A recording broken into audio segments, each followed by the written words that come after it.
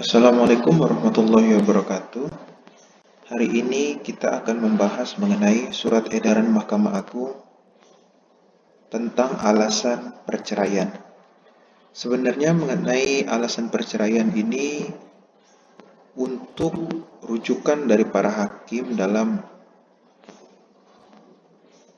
memutuskan suatu perkara perceraian itu merujuk kepada pasal 19 Peraturan Pemerintah Nomor 9 Tahun 1975 Junto Pasal 116 Kompilasi Hukum Islam. Namun itu akan kita bahas di kesempatan yang lain. Hari ini kita akan membahas mengenai alasan perceraian yang sudah dijelaskan secara rinci juga di dalam Surat Edaran Mahkamah Agung. Surat Edaran Mahkamah Agung mengenai alasan perceraian ini juga tidak berbeda jauh, tapi hanya sebagai penjelas agar apa yang terdapat dalam pasal 19 PP nomor 9 tahun 1975 junto pasal 116 kompilasi hukum Islam itu agar lebih jelas dalam tataran prakteknya. Baiklah, kita akan membahas beberapa case mengenai alasan perceraian dalam surat edaran Mahkamah Agung. Yang pertama mengenai indikator broken marriage. Gugatan cerai dapat dikabulkan jika fakta menunjukkan rumah tangga sudah pecah atau broken marriage dengan indikator antara lain: 1. Sudah pernah ada upaya damai tetapi tidak berhasil. Yang kedua, sudah tidak ada komunikasi yang baik antar suami dan istri. Yang ketiga, salah satu pihak atau masing-masing pihak meninggalkan kewajibannya sebagai suami ataupun istri. Kemudian telah terjadi pisah ranjang atau tempat tinggal bersama. Kemudian hal-hal lain yang ditemukan dalam persidangan seperti adanya wanita idaman lain, pria idaman lain, kekerasan dalam rumah tangga, judi, dan lain-lain. Hal ini dijelaskan dalam Surat Edaran Mahkamah Agung Nomor 4 Tahun 2014 terkait rumusan hukum Kamar Agama. Yang kedua, tentang syarat dikabulkannya perceraian.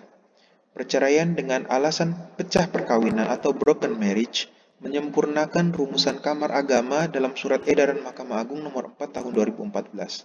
Angka 4 sehingga berbunyi, hakim hendaknya mempertimbangkan secara cukup dan seksama dalam mengadili perkara perceraian.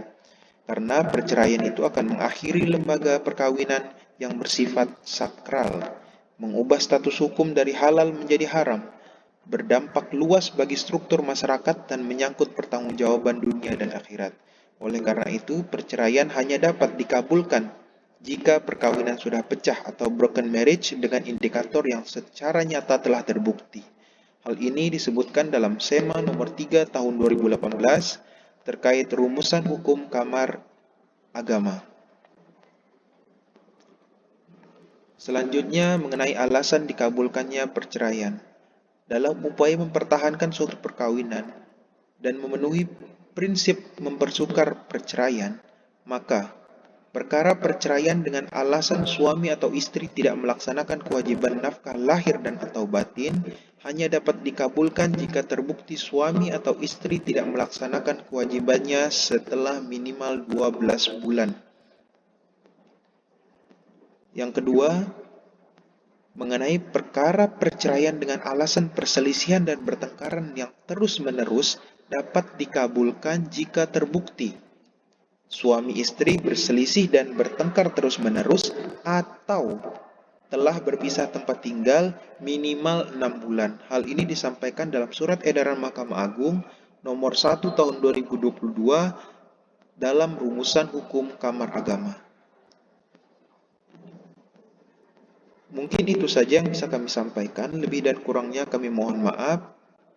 Untuk alasan perceraian yang lain akan kami bahas di kesempatan yang lain juga. Wallahul muwaffiq ila aqwamit thoriq. Wassalamualaikum warahmatullahi wabarakatuh.